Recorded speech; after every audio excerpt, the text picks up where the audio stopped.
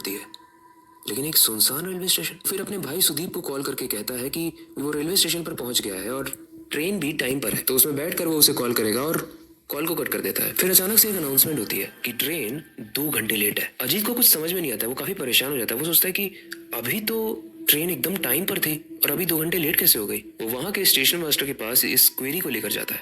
वो जब पूछता है स्टेशन मास्टर से कि ट्रेन लेट कैसे हो गई, तो वो स्टेशन मास्टर उसे इग्नोर करके सो जाता है। फिर से अजीत को काफी स्ट्रेंज फील हो रहा था, लेकिन अब वो वहां से वापस आता है और प्लेटफॉर्म पर बैठ जाता है। तभी उसे बहुत दूर से एक ट्रेन आती हुई दिखाई देती है।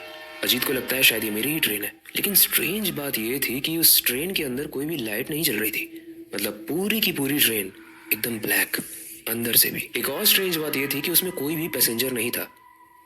जब अजीत उसमें चढ़ता है तो उसे कोई भी नहीं दिख रहा होता है। इस ट्रेन का नंबर तो वही था, लेकिन इस ट्रेन में काफी पैसेंजर्स होने चाहिए थे जो कि नहीं थे। फिर भी अजीत इस ट्रेन पर चढ़ जाता है और अपनी सीट को ढूंढने लगता है। ट्रेन पूरी तरीके से खाली होती है, लेकिन उसे एक लड़का मिलता है जिसका नाम पवन होता है। उसकी आंखें बहुत अजीब होती है, मतलब उसकी आंखों के नीचे डार्क सर्कल्स होते हैं, बहुत डार्क। वेल, जब अजीत को पवन दिखता है तो वो एक इकलौता इंसान था जो उस ट्रेन में दिखता है। तो अजीत उससे नाम पूछता है कि तुम कहाँ से आए हो और तुम्हारा नाम क्या है। इसका रिप्लाई बड़ी स्ट्रेंज तरीके से पवन देता है। वो बोलता है कि लोग बेनाम पैदा होते हैं और मरने के बाद भी उनका कोई नाम नहीं जान पाता। अजीत को लगता है ये पागल है, इससे बात करना ही बेकार है। एक तो आज का दिन ही खराब है और ऐसे लोग ही मिल रहे हैं। वो गेट के पास खड़ा होकर सिगरेट पीने लगता है। तभी ट्रेन में एक टीटी आता है और उसकी आंखों के नीचे भी सेम वैसे ही डार्क सर्कल्स होते हैं जैसा पवन की आंखों के नीचे थे। वो टीटी अजीत से उसकी सिगरेट को छीन लेता है और बोलता है ट्रेन में सिगरेट पीना मना है। अजीत बोलता है ये रूल किसने बनाया और कब बना ये रूल। वो टीटी बोलता है ईटानगर स्टेशन आने दो, तुम्हें सब समझ में आ जाएगा। अजीत को वैसे तो कुछ समझ में नहीं आता है। वो अपनी सीट पर आकर बैठ जाता है। तभी उसे एक रोने की आवाज आती है, एक औरत की रोने की आवाज। और सबसे स्ट्रेंज बात यह है गाइस कि जब वो उठ के उस औरत के पास जाता है तो उस औरत की आंखों के नीचे भी सेम उसी तरीके के डार्क सर्कल्स थे जो पवन और टीटी की आंखों के नीचे थे। खैर, जब वो उस औरत से पूछता है कि भाई आप क्यों रो रही हो, तो वो बोलती है कि मुझे ईटानगर स्टेशन पे नहीं जाना, मुझे यहाँ से निकाल लो। अजीत कहता है ये ट्रेन ईटानगर नहीं जा रही, पता नहीं टीटी को क्या हो गया, आपको भी क्या हो गया है, ये हैदराबाद जा रही है। ऐसे में वो औरत बहुत तेज से चिल्लाकर कहती है कि तू चला जाए यहाँ से, और रोने लगती है। अजीत को भी कुछ समझ में नहीं आ रहा था, जिस तरीके से आपको नहीं समझ में आ रहा है कि कहानी में हो क्या रहा है।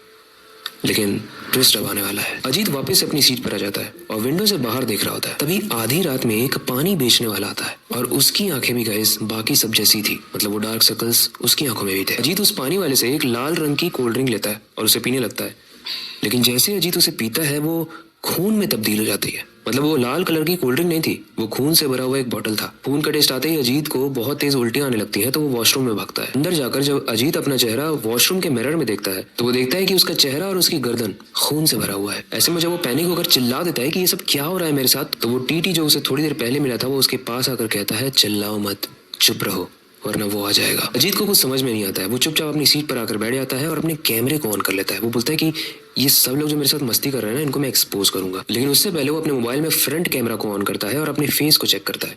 अभी थोड़ी देर पहले उसने वॉशरूम में देखा था तो पूरा मुंह और गला खून से लथपथ था, लेकिन मोबाइल में तो सब कुछ ठीक दिख रहा है। अजीत को ये समझ में नहीं आ रहा है कि हो क्या रहा है आज में उसके साथ। अजीत अपनी सीट पर ही सोने की कोशिश करने लगता है और थोड़ी ही देर में ये अनाउंसमेंट होती है कि ट्रेन ईटानगर पर पहुंचने वाली है। तभी अजीत देखता है कि पवन यानी वो लड़का जो उससे सबसे पहले मिला था वो उठकर गेट के पास जाने लगता है। तो अजीत उस बंदे का पीछा करता है और एकदम अजीब तरीके से वो पवन और वो औरत जो रो रही थी वो चलती ट्रेन से कूद जाते हैं और चिल्ला कर कह रहे हैं अजीत से कि तुम्हें भी मरना होगा। अजीत काफी डर जाता है और वो उन दोनों को देख रहा है और वो दोनों डिस्टेंस जैसे जैसे बढ़ रहा है छोटे होते जा रहे हैं। लेकिन तभी जब अजीत वापस से पीछे मुड़ता है वो टीटी उसके पीछे खड़ा होता है और वो बोलता है अब तुम्हारी बारी है। अजीत चिल्लाकर बोलता है कि मुझे मत मारो, मैंने कुछ नहीं किया है। लेकिन वो टीटी उसे ट्रेन से धक्का देकर गिरा देता है। लेकिन तभी अचानक से अजीत की आंख खुल जाती है। अब वो सोचता है कि ये सपना था या सच था। वेल, ट्रेन स्टेशन पर रुकती है और जैसे ही अजीत स्टेशन पर उतरता है, उस स्टेशन का नाम था ईटानगर रेलवे स्टेशन। तभी उसे सुदीप का कॉल आता है, भैया आप ठीक हो। अजीत बोलता है हाँ मैं ठीक हूँ, क्यों क्या हुआ। सुदीप बोलता है कि भैया आप जिस ट्रेन में जा रहे थे ना